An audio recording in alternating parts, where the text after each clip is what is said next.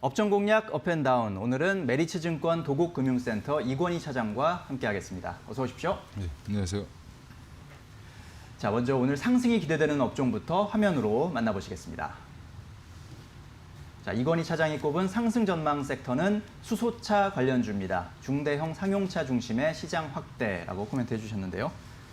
자, 어제 정부가 수소경제위원회도 열렸고요. 네. 여러 가지 수소와 관련된 뭔가 청사진들이 나온 것 같아요. 네, 일단 어제는 인프라 관련된 얘기가 좀 주로 많이 나왔던 것 같고요. 네. 일단 저는 오늘 말씀드리고 싶었던 거는 최근에 9월 한 달 전이죠. 한 달 전에 현대차에서 이미 수소차에 관련된 그 전략을 발표를 했었습니다. 네. 그 관련된 내용을 그러니까 어제 정부 발표에 이어서 좀 자세히 좀 설명을 드릴 필요가 있지 않겠나 싶어서 말씀을 드리는 건데, 일단은 9월 15일 발표 이후에 고점을 찍고 수소차 관련된 종목들이라든지 수소 관련 종목들이 좀 주가 조정을 좀 받고 있는 상황인데, 지금 최근에 이제 다시 조금 이제 올라올 수 있는 가능성이 좀 보이지 않냐. 정부 정책이 다시 좀 드라이브 걸리고 있는 상황이고, 네. 그리고 이제 수소차 관련돼서 지금 이제 구체적으로 이제 플랜들이 나오기 시작했다라는 부분인데요.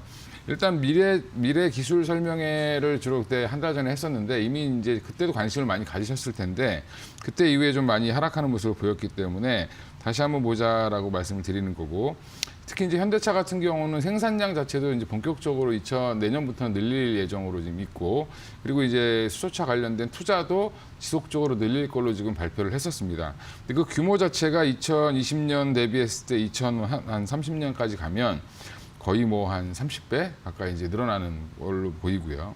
일단 그러니까 생산 대수 자체도 지금 보면 2020년 기준보다는 내년도 거의 한 4배 가까이 늘어나는 모습을 보여주고 있습니다. 네. 22년 정도 되면 결국에는 이제 지속적으로 계속 늘리겠다라는 부분이고, 전기차와 수소차 플랫폼 확대를 통한 신성장 동력을 이어가겠다. 정의선 부회장이 이제 회장으로 취임하면서 좀 더 이제 신산업에 대한 그 동력을 강화하고 있는 상황이고, 근데 이제 그러면 이제 어떤 시장을 공략할 거냐라는 게 굉장히 중요한데, 현대차 발표를 보시면 미국 시장은 주로 이제 수소 트랙터 관련된 것들을 좀 개발을 할 예정이고, 특히 이제 미국은 아직까지는 바이든 대통령이 될지 트럼프가 될지 어떤 후보가 될지 모르기 때문에 네. 그 관련돼서 여전히 좀 미지수가 좀 있지만, 그래도 전기차의 그동안 과정을 보면 미국의 캘리포니아주가 주로 이제 주축이 돼서 이루어졌던 것처럼, 그 기반으로 테슬라가 성장을 한 것처럼 캘리포니아주에서는 이미 좀 발표를 했었습니다. 그래서 2021년 7월에 이제 캘리포니아에서는 수소 상용차 파일럿 프로그램을 시작해서 22년에는 상용화를 시키겠다라고 좀 얘기를 하고 있고요. 그리고 중국 같은 경우도 중형 수소 트럭을 2022년까지는 사천 상용차 공장에서 이제 우리 현대차가 생산할 예정인데, 일단은 유럽 시장도 이미 진출을 해 있죠. 지금 일부 스위스에 수출을 했었는데, 이 시간을 통해서 제가 몇 번을 말씀드렸던 것 같은데, 일단 21년부터는 내년부터는 본격적인 확장기로 예상을 하고 있고, 스위스를 중심으로 해서 2025년까지는 약 한 1,500대의 수소 트럭을 공급할 계획이고, 이거는 이제 사실은 페이퍼 유즈라고 해서 사용한 금액에 따라 요금을 지불하는 방식으로 어떻게 보면 약간 리스 같은 개념으로 지금 그 수출을 한다라고 보시면 될 것 같습니다. 그리고 이제 미국 시장은 아까도 말씀드린 것처럼 캘리포니아를 중심으로 해서 이제 의무 판매 제도가 2024년까지 캘리포니아 주에서 하겠다라고 했기 때문에, 그 전에 이제 인프라 구축이라든지 사전에 이제 진출 속도를 좀 높일 걸로 예상을 하고 있고, 미국은 이제 거점이 이제 워낙 큰 땅덩어리를 갖고 있기 때문에 거점마다 수소 인프라를 깔게 되면 오히려 더 기존의 디젤 차들보다는 훨씬 더 좋다라는 부분에서는 수송 관련된 회사, 이런 운송 회사들과 관련돼서 같이 이제 진행을 할 예정으로 보고 있습니다.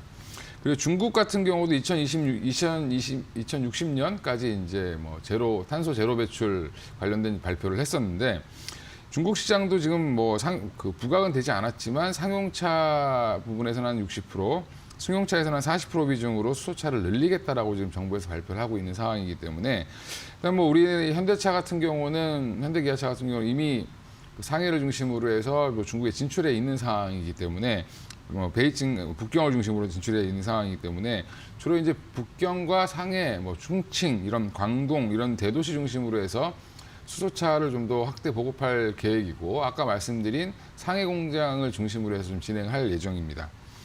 이런 상황들을 봤을 때 여전히 수소차 관련된 것들은 예전에 전기차가 2, 3년 전에 시작하는 모습을 갖추고 있다라는 부분에서는 네. 주가적으로는 이제 미리 좀 움직이기 때문에 좀 매력이 있지 않나라고 저는 생각하고 있습니다. 네, 그렇군요.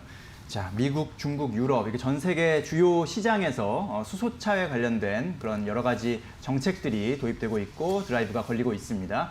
수소차는 특히나 상용차, 중대형 상용차에 적합하다는 그런 평가를 받고 있는데 우리 현대차를 비롯한 우리 업체들이 열심히 또 수소차 개발 관련해서 노력하고 있으니까 그런 부분들 또 투자자 여러분들도 눈여겨보시면 좋을 것 같습니다. 자, 이번에는 피해야 할 섹터는 어떤 업종인지 또 화면으로 만나보시겠습니다. 네, 이건희 차장이 꼽은 피해야 할 섹터는 엔터주입니다. 단기적 하락 불가피라고 코멘트해 주셨군요. 자, 단기적으로 뭔가 좀 힘을 좀 잃어가는 그런 모습인 건가요? 어제 굉장히 큰 재료가 터졌죠. 사실은 뭐 빅히트 엔터테인먼트가 상장을 하면서 네. 사실은 뭐 흔히 이제 속칭 따상 뭐 이렇게 얘기하는데 더블로 시작해서 상한가를 가는 모습을 보였지만 결국엔 좀 뭐 시가 대비해서는 좀 마이너스를 보이면서 좀 그렇죠. 하락하는 모습을 보였습니다. 네. 일단은 뭐 재료 소멸 정도라고 보시면 될 것 같고요. 기대감 여전히 이제 빅히트에 대한 논란은 좀 많이 있는 상황인데 저는 개인적으로는 중장기적으로는 굉장히 좋은 회사고 기존의 엔터 회사들과는 다르다. 그렇기 때문에 시장에서 이렇게 평가를 많이 좋게 받았다라고 보고 있는 상황인데 여전히 근데 빅히트가 그 대장으로서의 역할을 앞으로는 할 걸로 예상을 하고 있고 하지만 이제 그 빅히트 엔터테인먼트의 시총이 세계 뭐 나머지 이제 YG라든지 SM이라든지 JYP 이제 큰 세계 업체의 시총을 다 합쳐도 훨씬 더 많죠. 네. 예, 거의 한 3배 가까이 되는데 그러면 그 나머지 종목들이 올라오지 않겠냐라고 예상했던 부분이 어제 오히려 더 빠지면서 더 큰 하락폭을 키우면서 사실은 좀 그런 부분들은 좀 다시 한번 생각을 해봐야 되지 않냐. 빅히트의 그 운영 방식과 기존의 이제 엔터사들의 운영 방식이 좀 다르기 때문에 그런 부분들을 좀 다시 고려를 해보실 필요가 있을 것 같고요. 빅히트 고평가 논란은 여전합니다. 이제 애널리스트들의 이제 목표가를 보면 어제 따상 가격은 뭐 당연히 안 되고요. 가장 높았던 게 제가 알기로는 20만 원대 중반으로 네. 보이기 때문에 지금 그 가격까지 거의 내려왔다라고 보시면 될 것 같고 2020년 기준으로도 여전히 PER은 한 100배 정도 나옵니다. 이게 근데 가만히 잘 생각해 보시면 카카오의 옛날 모습과 좀 비슷합니다. 네, 저도 이제 한참 고민을 해봤는데 카카오도 네. 예전에 PER이 한 100배가 넘었었습니다. 예. 그런 것들을 고려해 봤을 때는 당분간 좀 시간이 필요하다라는 부분이 좀 있다라고 보시면 될 것 같고요. 여전히 이제 빅히트 주가가 좀 움직임에 따라서 그 나머지 엔터주들이 좀 움직일 가능성이 좀 높고 뭐 저는 개인적으로 중장기적으로 K-팝이라든지 K-컬처 관련된 이런 엔터사들이라든지 뭐 콘텐츠사들에 대한 우상향 기조는 이어질 걸로 예상을 하고 있고요. 하지만 이제 중장기적으로 투자하시는 분들이 아니다라고 하면 지금은 굳이 이거를 접근하실 필요는 없지 않겠나.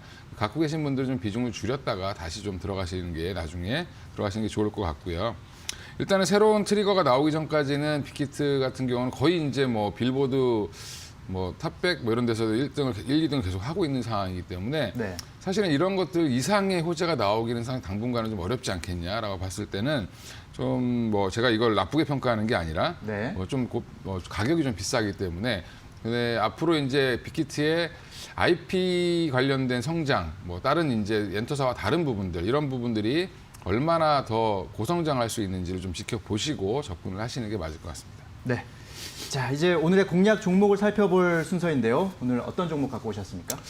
제가 뭐 8월 달에 한번 갖고 나왔던 종목인 것 같은데 세종공업을 다시 한번 갖고 나왔고요. 네. 이것도 마찬가지로 수소차 부품 관련주다라고 보시면 될 것 같은데 스택에 들어가는 이제 그 철판을 만드는 회사인데 그래서 금속 분리판이라고 하죠. 이런 것들을 만드는 회사인데 이게 스택의 이제 뭐 스택을 이제 엔진이라 봤을 때 이 전체 100으로 봤을 때 한 20%의 생산비를 차지하는 그런 네. 부품입니다. 주요 부품이고 현대제철과 뭐 세종공업이 뭐 같이 진행을 한다라고 보시면 되는데 8월달에 들고 나왔을 때는 제가 8,000원 미만에서 사서 뭐 한 10,000원까지 뭐 1차 목표가 10,000원, 2차 목표가 12,000원 제시를 했었는데 정확하게 12,000원을 찍고 다시 내려왔습니다. 네. 예, 근데 일단은 지금 다시 조정을 받아서 9,000원 밑으로 지금 내려와 있는 상황이고 그러면 결국에는 뭐 세종공업이 수소차뿐만 아니라 본업인 배출가스 관련된 사업도 지금 현대차가 좋아지고 있기 때문에 같이 지금 뭐 본업이 돌아서고 있는 상황이고 수소차까지 4분기부터 시작해서 본격적으로 영업이익이 나온다라고 하면 지금부터는 기대감을 좀 갖고 다시 한번 접근해 보실 필요가 있다라고 보고 있고요. 그래서 9,000원 밑에서는 좀 매수를 하셔서 좀 사두시고 예전에는 이제 8,000원 밑에 사자고 말씀을 드렸었는데 네. 한번 이익 실현하셨다라고 하면 9,000원 밑에서 사셔서 다시 한번 목표가를 1차 목표가는 이제 예전에 2차 목표가였던 12,000원까지 제시를 해드리고요.